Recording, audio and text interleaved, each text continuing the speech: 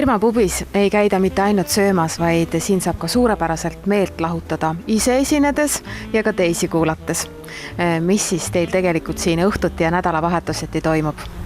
Meil toimub iga neljapäeval õhtul karaokeõhtu, kus saavad kõik oma häält proovile panna.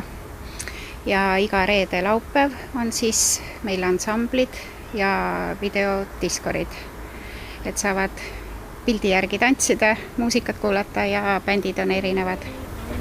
Alustame sellest karaokest, et kuidas üldse tegelikult üks Eestimaa rahvas käima tõmmatakse, on ju teada, et eestlased algul ei võta vedu ja nõnda edasi. Kuidas karaokeõhtutega asi kulgeb? No võtavad küll vedu ja väga tahavad laulda. Kus sa muidu ikka saad laulda?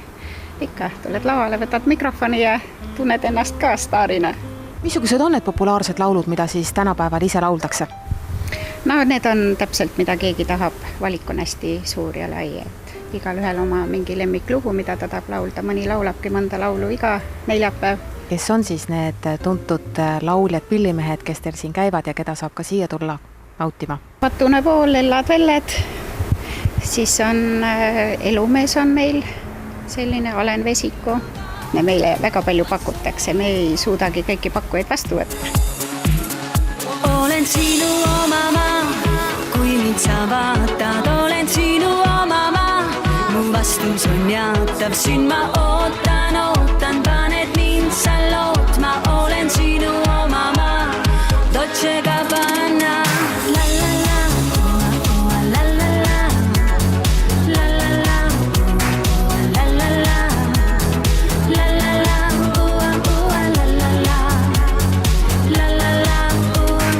Siin on ju ka lastenurk olemas ja kas lastel ka teatud üritusi toimub aeg-ajalt? Ja me tegime lastele ka pannkoogi pühapäeva, siis said mängida näomaalinguid.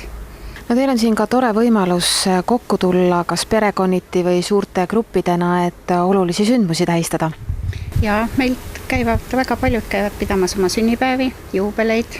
Meil on ka eraldi peosaal selleks, kus saavad päris omaette olla, ei pea suure rahva keskel olema.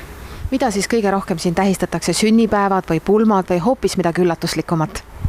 No ikka põhilised on sünnipäevad, juubelid ja pulmi nagu ei ole ette tulnud, aga just naiste või tüdrukute ja poiste õhtud on peetud siin väga huvitavaid. Ja Virma pubi on üks väga mõnus koht, kus saab ülimaitsvat toitu ja ka väga head kohvi, mis on suhteliselt harv nähtus. Mida tegelikult Virma pubi oma külastajatele pakub ja kuivõrd rikkalik on teie menüü?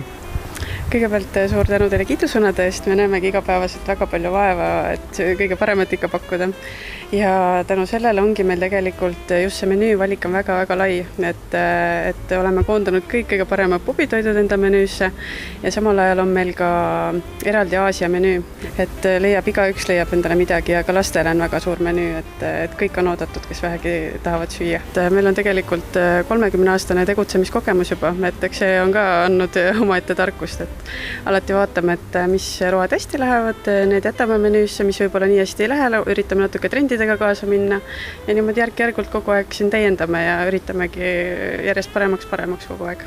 Teil on ilmselt selle väga hea toidu põhjal välja kujunenud ka püsikliendid, aga kuivõrd hästi nemad muudatuste või uuendustega kaasa tulevad, sest mõnikord, kui sa ikka tahad seda sama head toitu kogu aeg ja sellepärast tuled ja äkki seda enam ei ole, siis on tuju rikutud? Jah, on olnud selliseid juhtumeid tegelikult, kus me oleme võtnud mõne, mis meie oleme vaadanud võib-olla, mis ei lähe nii hästi, aga mida küsitakse uuesti, et siis me panimegi tagasi, et on selliseid asju olnud, aga alati paneme tagasi, kui küsitakse, et ei ole probleemi.